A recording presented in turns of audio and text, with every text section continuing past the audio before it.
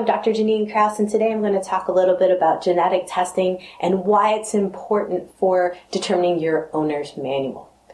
We live in an environment that's light years ahead of our genetics, and we're working to catch up, adapt, if you will, to the certain environmental factors that we have. But knowing a little bit about our genetics can help us to determine what types of nutrients we might need and what types of foods we may or may not be able to process. Has anyone out there ever went on a juice fast or started eating raw or vegan and felt horrible? Well, for a lot of people, you might have the genetics that you're not able to process certain foods. For example, there are a lot of people out there who have a mutation called the CBS mutation. Cystathione beta synthase. Let's say that one fast 3 times. So CBS is cystathione beta synthase. That is a genetic mutation that doesn't allow us to process sulfur-containing items. So sulfites in wine, you might notice that you can't drink wine. Or another thing is broccoli, onions, garlic, all of those, guys, great foods. Always on the list of things to eat healthy-wise. But if you have a CBS mutation, you might not be able to process these. And the worse it becomes is if you have 2 mutations, a double mutation in the CBS department. And so eggs are also an issue for these folks. And so that's one big thing to kind of keep in mind. Wow, okay, well, those are critical components to your owner's manual, knowing what you can and cannot digest genetically. COMT is another type of genetic mutation. It is called catecholomethyltransferase. Say that one fast 3 times. So the COMT mutation is a mutation that affects our processing of dopamine and norepinephrine, those feel-good neurochemicals. And sometimes if we're eating too many berries, so those dark purple red berries, so we're looking at blueberries, we're also looking at cherries, raspberries, blackberries. Someone might, go on a binge on those because let's face it, those are delicious. And here in the Pacific Northwest, they grow wild. And for a lot of people in the summertime, that is a fabulous treat. Blueberries, also a great thing here in the Pacific Northwest, but also something that can be really problematic for folks with the COMT mutation.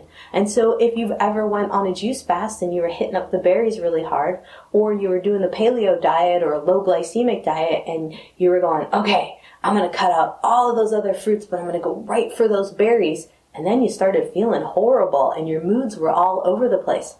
Maybe you ended up with bright red ears and kind of agitated.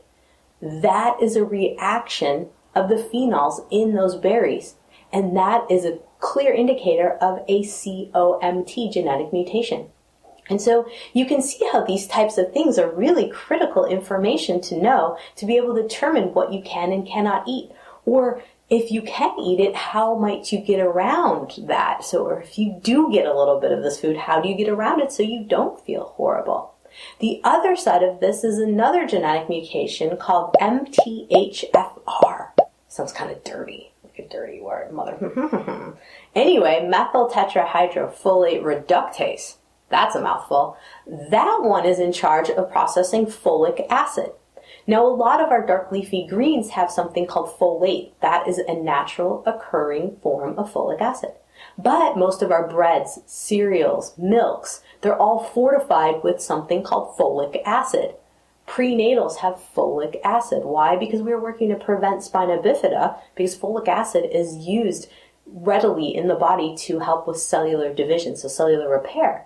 And if we had children born with spina bifida, that wasn't a good thing. And so what the government did was they fortified all of our cereal, breads, you name it, pretty much anything processed that comes in a box. Even organic items are not free from the fortifying folic acid. And so nevertheless, folks that have this mutation, and in particular 2 copies of this mutation, have a difficult time processing synthetic folic acid. And it can lead to a host of symptoms from fatigue to brain fog to aches and pains to just a general sense of not feeling well. And so there's multiple components that are in act here in our scientific world of fancy foods and lab foods that unfortunately are affecting us negatively.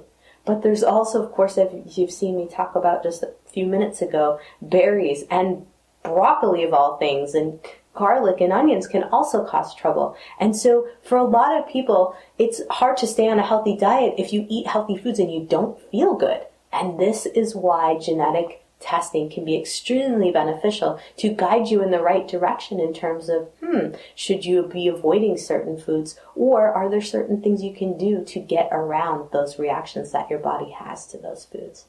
So, I'm Dr. Janine Krause. This is a little tidbit on genetic testing. By no means is this comprehensive, because there are a lot of genetic tests out there that can give you a host of information about your body. But genetic testing is a key component to let you know a little bit about foods and how you digest them, how certain chemicals interact in your body, but also medications. Also, certain types of risk factors that you may have in your genetics, and then that way, if you know you have those risk factors, you can work to prevent those certain things from coming up in your future. And so it's a great way to get on top of your owner's manual and have those as part of it to keep you on the right track and keep you healthy. I'm Dr. Janine Krause. This is my episode on genetic testing. Stay tuned for more great information on how to create your owner's manual. Thanks for watching.